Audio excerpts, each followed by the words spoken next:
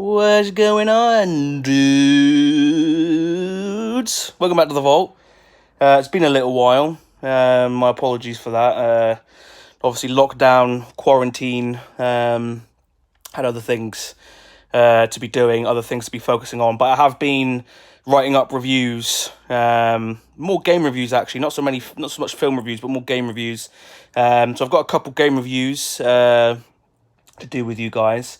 And I'll be doing a game review today, and I'll hopefully, I'm now in a position where I'm set up to start doing reviews again. So today I'll be doing a game review, and I can't believe that the last time I actually did a game review was last year. So there will definitely be more game reviews. It's just finding the time to write them out and play them and finish the games, which I've had more time to do during lockdown. But anyway, let's just jump straight into it. The game I will be reviewing today is Death Stranding.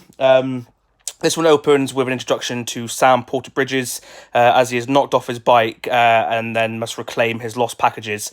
The gameplay for this one, is something quite new and original. The devs have done away with the standard leveling up system of games past. Instead, you earn ranks for smooth deliveries of cargo, and the more stars you obtain, the more cool and useful tech you are able to create, making traversing through the world that much easier.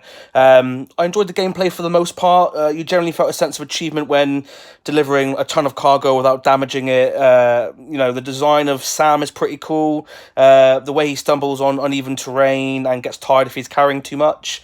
The gameplay does a great job of immersing you from the get-go, and also does great in helping you build a strong rapport with Sam and the packages he is carrying. Like when he is carrying packages, you care about not damaging those packages, and you care about getting those packages to where they need to go without any damage and in good time.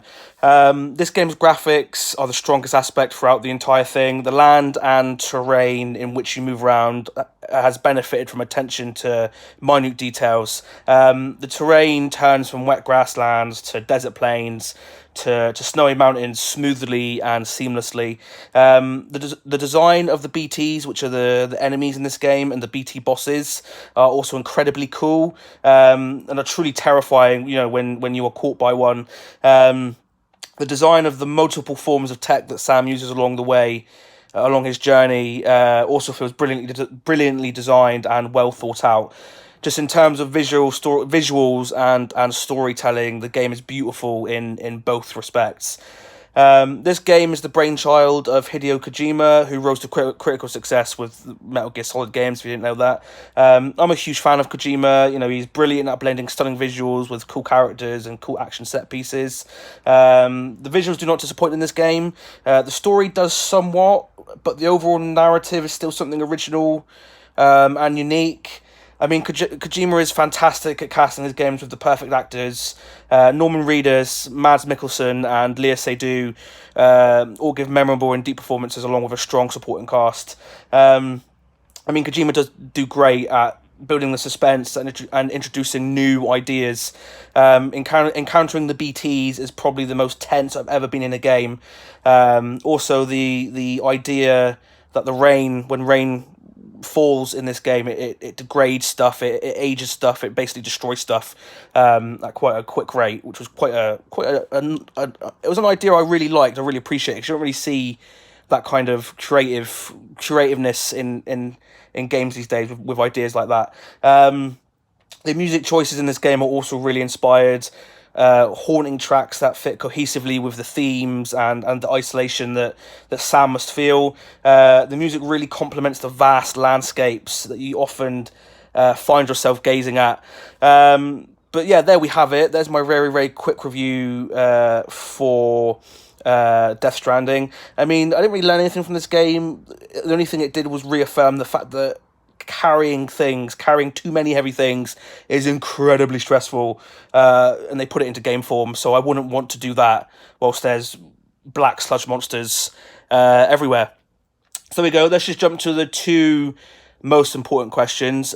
Question number one: is this game good value for money? I personally don't think so.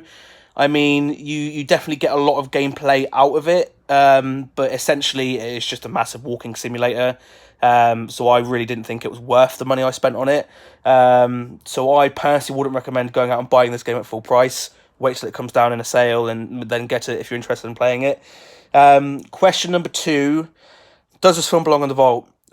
Having said all that, this game failed dramatically in many aspects for me. The story was my main issue.